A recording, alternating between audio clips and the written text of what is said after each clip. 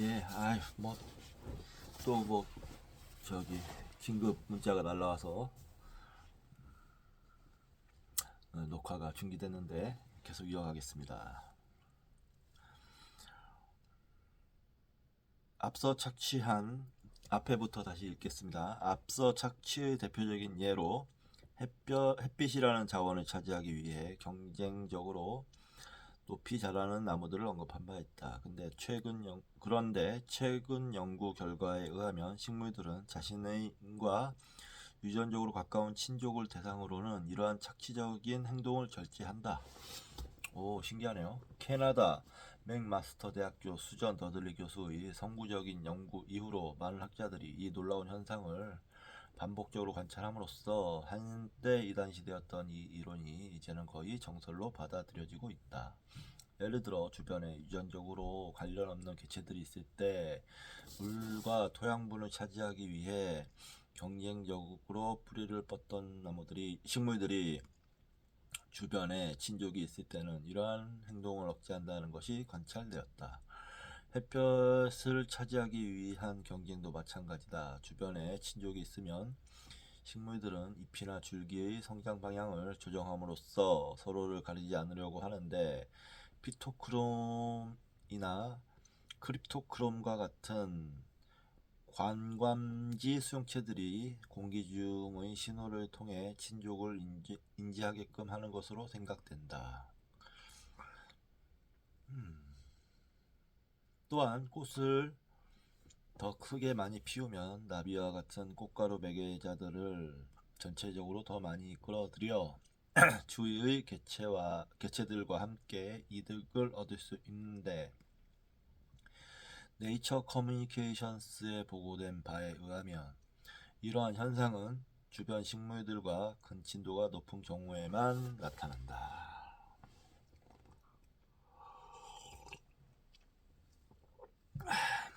이와 같이 자연세계의 생물학적 개체들은 자원에 대한 자기 조절 능력을 지닐 수 있음에도 오직 동일한 유전자를 지닌 친족을 향해서만 그 능력을 발휘한다. 자신이 속한 집단을 위해서는 결코 희생하지 않는다. 그 집단 안에는 친족보다 훨씬 많은 수의 비혈연 개체들이 존재하기 때문이다. 바로 이것이 집단 선택의 부재와 가치 착취의 편제를 설명해 준다. 하지만 문명화된 인간 사회에서만큼은 혈연 관계를 넘어 유전적으로 관계없는 사람들 간에 맺어지는 연대에 기반한 네트워크로서의 집단이 존재할 수도 있다. 로버트 퍼트넘 하버드 대학 교수는 1995년에 나홀로 볼링이라는 논문과 2000년에 같은 제목의 저서를 통해 사회적 자본의 개념을 널리 알렸다. 2020년에 발표한 또 다른 업스윙은 미국이 개인주의적인 나 사회에서 공동체주의적인 우리 사회로 전향했다가 다시 나 사회로 되돌아간 19세기 후반부터 21세기 초반까지의 과정을 경제, 정치, 사회, 문화의 측면에서 각종 통계와 빅데이터 분석을 통해 되짚는다. 이 책에서 이야기하는 처음의 사회는 바로 앞서 언급한 1800년대 말의 도금 시대다. 심각한 불평등과 양극화가 팽배했던 이 각자 도생의 시대에 영향을 미친 중요한 사상으로서 퍼트넘 교수는 바로 다윈의 진화론을 꼽는다. 보다 정확히는 다윈의 진화론을 사회학 이론 안으로 받아들이면서 적자생존이라는 용어를 만들어낸 허버트 스펜서의 사회 진화론이다. 그의 이론은 당시 영국의 사회적 상황이나 제국주의라는 시대적 조건과 맞물려 강범위한 영향력을 발휘했으며, 엘프리드 마셜은 스펜서를 일컬어 다윈을 제외하고는 유럽 대륙에서 가장 많이 읽히고 가장 많은 영향력을 행사한 사상가로 평가했다. 비록 다윈은 사회 진화론에 대해 내심 비판적이었지만 대외적으로 이 점을 분명하게 부각시키지는 않았다. 아마도 이는 다윈의 진화론에 대한 세간의 인기에 기여했을 것이다. 그러나 계속되는 불안과 마침내 1929년에 시작된 경제 대공황에 대해 신고전학파의 경제 패러다임은 아무런 설명도 내놓지 못했다. 이때 프랭클린 루즈벨트 대통령의 뉴딜 정책과 존 메이너드 케인즈의 고용이자 및 화폐의 일반 이론이 세상에 나오면서 신고전학파의 전통을 탈피한 경제 회복이 이루어지기 시작했고, 그와 함께 개인주의적으로 분열되었던 미국은 경제적 평등, 정치적 협력, 사회적 연대와 공동체주의가 꽃피는 우리 사회를 향해 진보했다. 그러나 그것도 잠시 1970년대에 시작된 스태그플레이션을 계기로 프리드리 하이에크와 밀턴 프리드먼으로 대표되는 신자유주의 경제가 등장하면서 미국은 다시 나로 회귀하며 결국 지금의 제2의 도금 시대로까지 이어지게 되었다.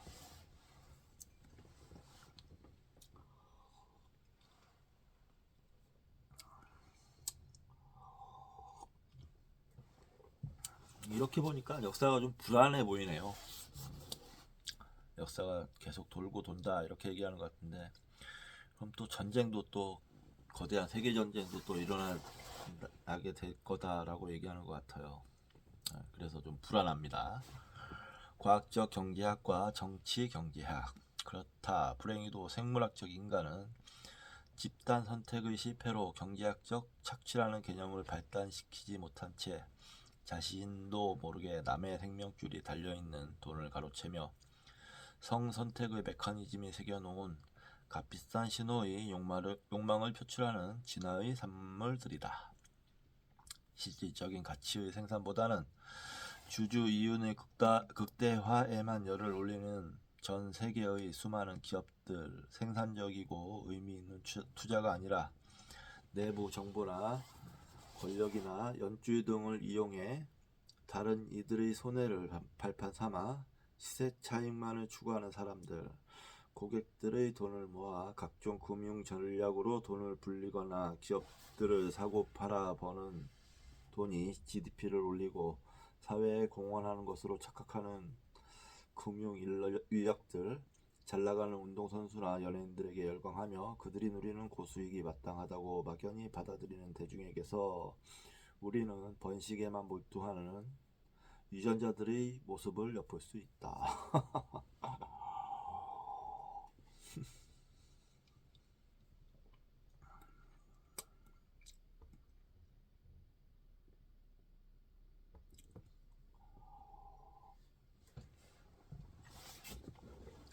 그렇네요.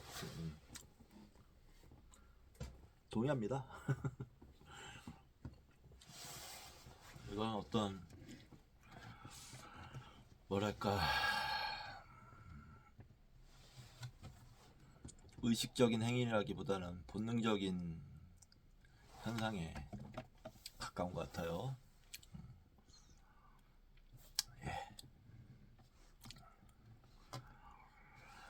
2018년 10월 인도네시아에서 189명, 2019년 3월 에티오피아에서 157명의 생명을 앗아간 보잉 737 맥스의 추락 사고를 다룬 다큐멘터리 다운폴 더 보잉 케이스를 보면 가치 생산자인 엔지니어들이 쌓아올린 한 회사의 명성이 어떻게 주가를 통한 가치 착취에만 목매는 경영자들에 의해 망가지는지가 잘 나타나 있다. 맥도널드 더글러스와 합병하기 이전까지의 보잉은 엔지니어가 존중받는 회사였다. 말단 기술자라 하더라도 상부에 얼마든지 문제점을 건의할 수 있었고, 경영진 또한 엔지니어와의 의사소통을 통해 안전을 최우선으로 하는 결정을 내리는 그야말로 말단 엔지니어부터 이사진까지 함께 일하는 가족과 같은 기업이었다. 그러한 기조와 분위기 덕분에 한국 역사에 큰 획을 그은 보잉 747이나 보잉 777과 같은 명품 항공기들은 단 한 건의 중대한 설계 결함 없이 하늘을 누빌 수 있었다. 그러나 1996년 맥도널 더글러스의 합병 이후 맥도널 더글러스 출신의 임원들이 보잉을 좀먹기 시작했다. 오로지 월스트리트에서 만들어내는 주주 이윤만이 최상의 가치가 되었고, 심지어 시애틀에 있는 엔지니어들의 방해 없이 운영하기 위해 본사를 시카고로 이전하기까지 했다. 이후 보잉은 끊임없이 추락했고, 특히 보잉의 전성기 시절을 닮은 후발주자 에어버스의 추격으로 한층 다급한 처지에 놓이게 되었다. 이러한 상황에서 조잡하게 출시한 것이 바로 보잉 737 맥스였던 것이다. 이 사건에 대한 대규모 조사를 이끌었던 피트 드파지오 미 하원 의원은 이번 사건과 같이 월스트리트의 압박이 훌륭했던 기업들의 결정에 최악의 영향을 미치며 이번 사건과 같이 월스트리트의 압박이 훌륭했던 기업들의 결정에 최악의 영향을 미치며 대중의 안전을 위협하고 수많은 생산 노동자들의 땀과 노력을 물거품으로 만드는 것을 목격해왔다라고 말했다. 지금까지 살펴본 바와 같이 생물학적 개체들이 만들어내는 경제학의 세계는 신고전학파의 이론과는 상반되거나 아예 설명되지 않는다. 그럼에도 신고전학파 경제학이 1870년대 이후로 고전 경제학을 누르고 지배적인 패러다임으로 군림하며 오늘날 주 경제학의 기초가 된 것은 사실 그것이 수학을 도입하며 자연과학의 엄밀함을 흉내냄으로써 얻은 권위에 기인한다.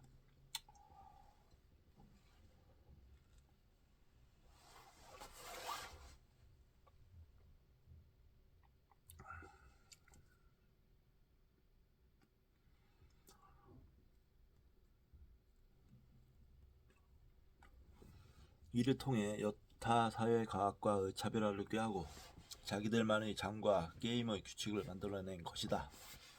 엘프리드 마셜은 경제학을 더 이상 정치 경제학이 아니라 정치, 사회, 문화 등과 분리해 경제 현상을 순순히 수학적으로 분석하는 경제학으로 이해할 것을 주장했다. 지금 자본주의 세상에서 일어나는 일들을 보면 경제 현상이 자연과학의 원리에 따라 일어난다는 것은 틀림없는 듯하다. 문제는 생물학적 경제 주체들이 따르는 자연의 원리가 엘프리드 마셜의 수학이 아니라 윌리엄 해밀턴의 수학이라는 점이다. 마셜의 수학은 시장 경제가 자연스럽게 우리를 균형으로 이끈다고 주장했으나 해밀턴의 수학을 따르는 경제는 우리를 극단적인 불균형으로 이끈다. 배불러 터지는 국소수와 불만족스러운 대다수로 양분된 지금의 세상이 도래한 것은 자유시장 신봉자들이 주장하듯이 경제가 온갖 제도로 인해 자연적으로 돌아가지 못해서가 아니라 너무나도 자연적으로 잘 돌아가서다. 침팬지들이 폭력적인 것은 인간 문명의 간섭 때문이 아니라 그들 스스로 자연적으로 그렇게 진화했기 때문이다. 루소는 틀렸고 홉스가 옳았다.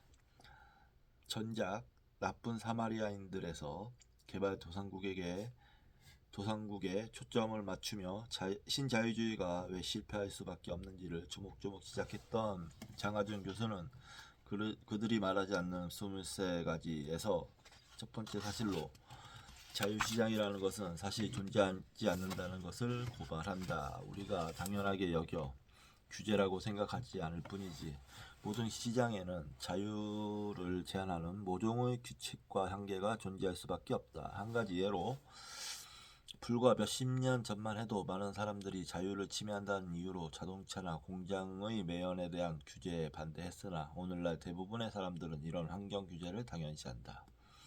또한 시장의 경계 역시 불분명하다는 점을 지적한다. 인간 자체, 공직, 판결, 투표권 등등 오늘날 시장 바깥에 존재하는 많은 것들이 시장 자체의 작용에 의해서가 아니라 정치적 결정에 의해 시장에서 제외되었다는 것이다. 따라서 시장의 경계가 모호하며 객관적으로 결정할 방법이 없다는 사실을 인식하면 경제학이 물리학이나 화학 같은 과학이 아니라 정치적 행위라는 사실을 깨달을 수 있다라는 것이 그의 주장이다. 그렇다면 우리 앞에 놓인 자본주의 위기를 극복하기 위해서는 먼저 경제학을 자연과학에서 정치의 영역으로 되돌려 정치 경제학이란 이름을 되찾는 것에서 시작해야 하지 않을까 시작해야 하지 않을까. 물론 올바른 정치로 말이다. 뭐 생물학과 경제를 뭐 섞어서 얘기한다고 했는데 이게 좀 경제적인 얘기에 무게추가 좀 많이 실려 있는 것 같네요. 경제서적을 읽는 줄 알았어요. 3장 경제 자본주의 세상의 번식 경쟁. 요약한 거죠. 오늘날의 주류 경제학은 독립적인 경제 주체들이 각자의 합리적인 욕구에 따라 자유롭게 활동하는 시장이 자연적으로 균형 상태에 도달하리라고 주장한다. 그러나 이것은 진화적 본능에 따라 움직이는 생물학적 인간들의 경제 행동을 반영하지 않은 잘못된 가정에 기반해 있다. 무한한 번식 욕구와 경쟁심에 따라 움직이는 생물학적 소비자들의 한계 효용은 결코 감소하지 않는다. 번식 경쟁에서 승리하기 위해 값비싼 신호를 과시하는 동물적 본능은 과시적 소비의 형태로 현대인들의 경제 활동에 고스란히 드러난다. 번식을 위해 필요한 자원 획득 경쟁도 마찬가지다.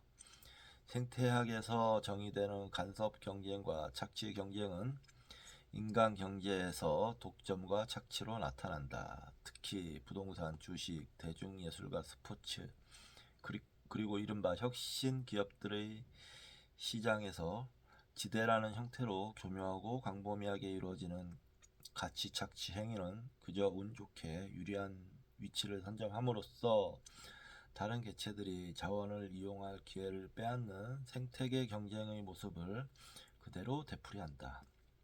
집단이 아니라 개체 수준에서 이루어지는 자연 선택이라는 진화 원리는 착취 행동에 문제의식을 갖지 못하는 나홀로 사회를 초래했는데 주류 경제학에서는 이런 착취 개념을 정의조차 하지 못한다. 그 결과 지금 우리는 불균형으로 붕괴되어가는 자본주의 세계를 목도하고 있다.